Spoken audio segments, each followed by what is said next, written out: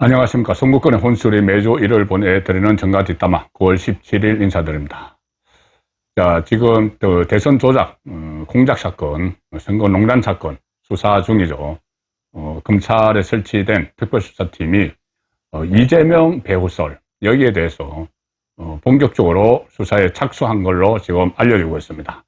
자, 이재명 배우설 여러 가지 정황들은 있지만 증거가 없었죠.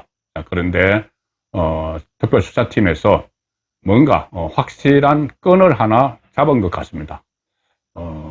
지금 기억하시겠지만 지금 나오는 그 김만배와 신앙님의 인터뷰 내용은 윤석열 커피입니다. 윤석열 커피. 그런데 윤석열 커피에 앞서서 이재명이 뭐 하나 그 TV 토론회에서 이 판례를 들고 나왔던 적이 있었죠. 그 비슷한 시점인데 대선을 한 2주, 3주 앞둔 그 시점인데 판례를 하나 들고 나왔는데 뭐냐 하면은 녹취록, 정영학 녹취록에 나오는 김만배가 했던 이야기. 형이 가지고 있는 카드면 윤석열은 죽어. 자, 그 녹취록과 이 윤석열 커피가 서로 연결되어 있다. 이 연결고리를 검찰이 파악을 하고 있다는 겁니다. 그게 연결고리가 확인이 되면은 김만배 일당과 이 뉴스타파 또는 그때 열린공감TV 이재명이 판례를 들고 나온 그것은 열린공감TV가 처음에 보도를 했죠. 자, 그래서 모종의 이 커넥션이 있는데 그 사이에 모종의 커넥션이 있는데 그러니까 발전됐다는 거죠. 먼저 이 형이 가지고 있는 카드면은 윤석열은 죽어. 김만배가 그 이야기를 한 것은 그 카드가 윤석열 커피, 부산저축은행 수산무마 뭐 이렇게 되는 건데 자, 그 내용을 제가 차분하게 한번 풀어보겠습니다. 지금 이 부분은 검찰 특별수사팀이 이재명의 대선 공작 연관성을 파기 위해서 들여다보고 있는 대목입니다. 그리고 이런 공작을 한 정무방, 그 정무팀, 이재명의 정무팀 단체 대화방, 단체 그 텔레그램 대화방, 정무방 이야기도 아울러 곁들여 들려드리겠습니다. 그 정무방에서 이런 대선 공작들을 논의했을 가능성이 상당히 크다. 지금 이런 이야기들이 법조계 주변 그리고 여의도 정가에서 나돌고 있습니다. 보통 이 정치권에서 어떤 프레임 설치를 할 때 언론이 잘 받아 쓰도록 미끼를 자주 투척합니다. 대형 이 공작 같은 것을 할 때나 아니면은 이 이슈를 만들려고 할 때 가장 국민 여러분께서 기억에 남는 그 프레임은 노무현 당시 대통령, 전 대통령 수사를 할 때 논두렁 시계죠. 논두렁 시계. 그러니까 이것은 확 와닿는 그런 미끼 투척입니다. 그리고 이명박 수사를 할 때 다스는 누구 겁니까? 간단 명료하지만은 이런 그 바로 이슈로 각인을 시킬 수 있는 이런 말들을 많이 사용을 합니다. 상대 진영에서 언론에 그렇게 투척을 하는 경우가 많고 언론이 또 지어내기도 하죠. 자, 박근혜 전 대통령 수사를 할 때는 뭐 오방색, 최태민, 정윤회 이런 미끼 투척이 나왔었죠. 언론이 받아먹기 쉽게 상대 진영에서 설정을 해서 던지는 것인데 이번에 대장동 몸통 바꿔치기 대선 공작이 벌어졌을 때 투척된 미끼는 크게 보면은 두 가지죠. 윤석열 커피, 그 다음에 김만배 카드. 김만배가 갖고 있는 카드면 윤석열은 죽는다. 자, 이 두 가지인데 윤석열 커피 프레임은 그거죠. 조우형이 이 브로커, 부산저축은행 브로커 조우형이 검찰 수사를 받으러 갔는데 그때 중수 이과장 윤석열 검사가 너가 조우형이야? 그리고 커피 한 잔 타주고 사건이 사라졌다. 자, 이게 가짜뉴스죠. 가짜뉴스의 핵심이죠. 그래서 여기서는 윤석열 커피가 미끼 투척입니다. 프레임이죠. 자, 그런데, 김만배는 이 미끼 투척을 양갈래로 했습니다. 하나는 신앙님과 허위 인터뷰를 하면서 윤석열 커피, 그 다음에 사건이 사라져서 박영수가 윤석열을 데리고 있던 애야. 그래서 박영수가 조호영의 변호사인데 박영수가 윤석열 중수부 이과장에게 이야기하니까 윤석열이 커피 한 잔 타주고 조호영에게 사건을 없애버렸어. 자, 허위 인터뷰죠. 그 뒤에는 또 이 말을 좀 바꾼 거 있지만 어쨌든 이것 가지고 기사를 만들었습니다. 그 다음에 이 두 번째, 김만배가 그 윤석열 커피를 흘린 것은, 이 미끼를 투척한 것은 남욱을 통해서죠. 남욱이, 미국에 있는 남욱에게, 그런 남욱이 검찰에서, 문재인 정부 시절 검찰에서 그런 진술을 하도록, 윤석열 커피 진술을 하도록 유도를 합니다. 유도를 해서 처음에 남욱은 뭣도 모르고 문재인 정부 검찰에서 윤석열 커피 이야기를 하죠. 자, 그걸 JTBC 봉지욱 기자가 써먹었죠. 봉지욱 기자가 써먹었는데, 이 윤석열 커피 브레인, 그리고 사건 무마, 이걸 써먹었는데, 봉지욱 기자는 최근에 이 매체에 나와서, 공영방송, 일방적인 좌편향된 공영방송에 나와서, 이렇게 개변을 늘어놓습니다. 뭐라고 하냐면은, 윤석열 커피가 본질이 아니지 않느냐. 윤석열 당시 중수부 이과장이 사건 무마를 했다는 그 자체가 본질이다. 이건 개변이죠. 왜냐하면은 사건 무마라는 가짜 이 뉴스를 미끼로 잘 만들어서 투척하기 위해서 사용한 게 윤석열 커피입니다. 그래서 사건 무마와 윤석열 커피를 교모히 엮었어. 그러니까 결과적으로 윤석열이 커피를 줬으면은 사건 무마를 시킨 거고, 윤석열이 시킨 거고, 윤석열 검사가 커피를 안 타줬으면은 사건 무마도 없었다. 이렇게 되는 거, 서로 연결되는 건데, 이걸 지금, 개변을 하고 있는 겁니다. 그래서, 이 윤석열 커피라는 것은 곧 사건 무마와 연결시키기 위해서 미끼를 투척한, 그 프레임인데, 자, 윤석열 커피가, 보도가 된 것이 두 번이죠. 2022년 3후 대선 2주 전인 2월 달에 JTBC가 두 번 보도를 했고, 그 다음에 대선 불과 4월 전에 뉴스타파가 보도를 했습니다. 그런데, 자, 작년 2월, 3월. 그런데 그 직전에 대선이 한창 치열할 때 2022년 1월 말, 그러니 JTBC 보도 한 2주 전에 나온 기사가 이 윤석열 커피보다 더 자극적인 미끼가 투척이 됐죠. 이것도 김만배가 미끼를 투척을 했습니다. 지금 기억을 하실 겁니다. 어떤 미끼냐 하면은 가짜뉴스 전문 좌파 유튜브 열린공감TV, 열린공감TV가 정영학 회계사 2022년 1월 30일에 정영학 회계사 녹취록 중에서 한 대목을 공개를 했는데, 그때 정영학 녹취록이 군데군데 잘라서 막 보도가 됐죠. 그런데 한 대목을 공개를 했는데 내용이 이겁니다.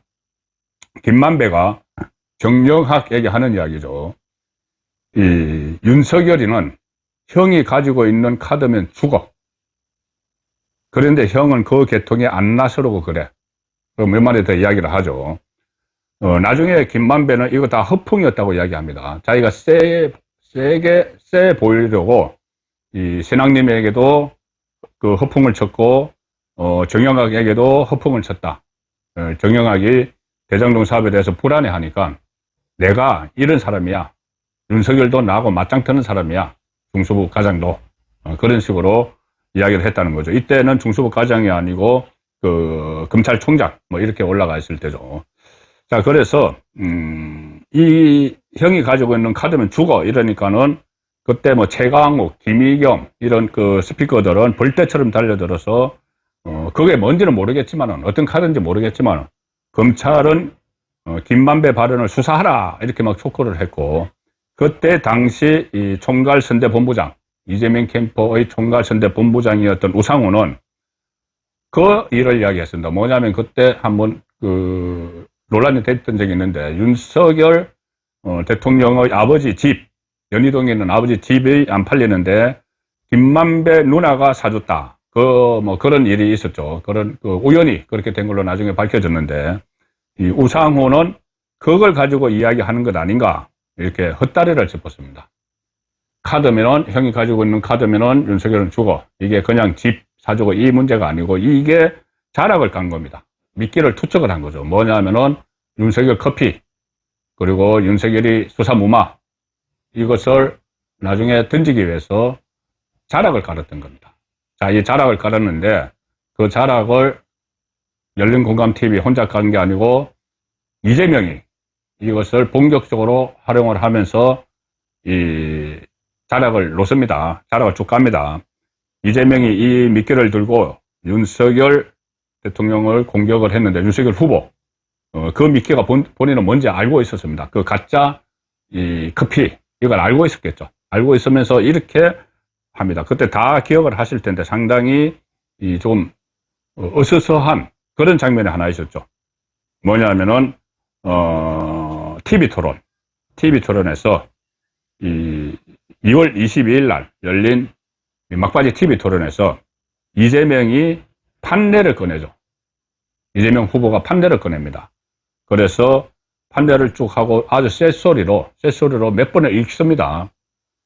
화천대유 관계자 녹취록 이렇게 된 것을 읽는데 그 화면에 계속 판례를 보여주면서 읽었죠.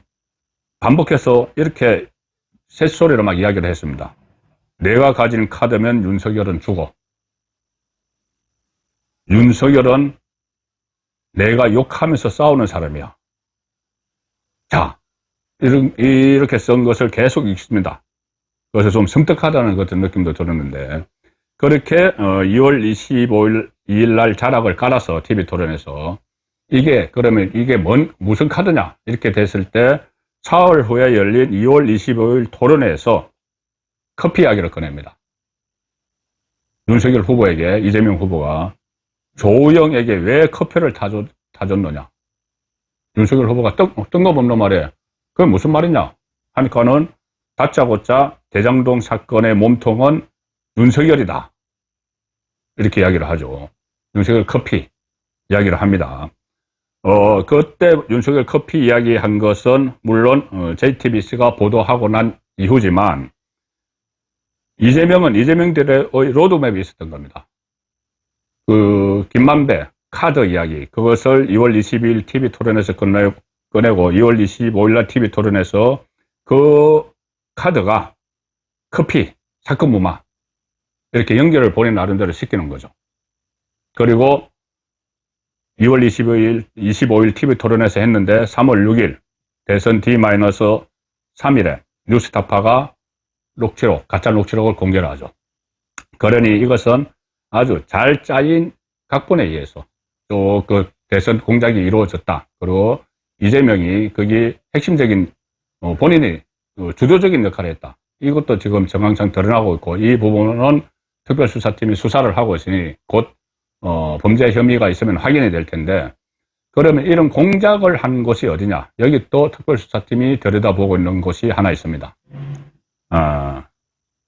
시민으로 구성된 정무방. 이재명이 경기도지사 시절에 정무팀을 꾸렸습니다. 정무팀. 그런데 이 정무팀 중에서 핵심들이 텔레그램, 비밀이 유지되는 텔레그램에서 단체 대화방을 개설을 하는데 그게 정무방입니다. 정무방 1 있고 정무방 2 있고 그 다음에 또 법무방 뭐 이런 것들 몇 개 한 서너 개가 있었다고 유동규가 한번 폭로를 했죠. 본인도 정무방 2에 있었다 이렇게 폭로를 했는데 이 유동규 폭로에 의하면은 그때 정무방에서 대선 후보 경선 작업 문제 이런 어떤 또 홍보 방안, 언론 대응 이런 엄밀한 내용들을 다 논의를 했고 이것은 다 비밀에 붙였고 참석자도 대체로 비밀에 붙였다. 그런데 지금 이름이 몇 사람 알려줬죠.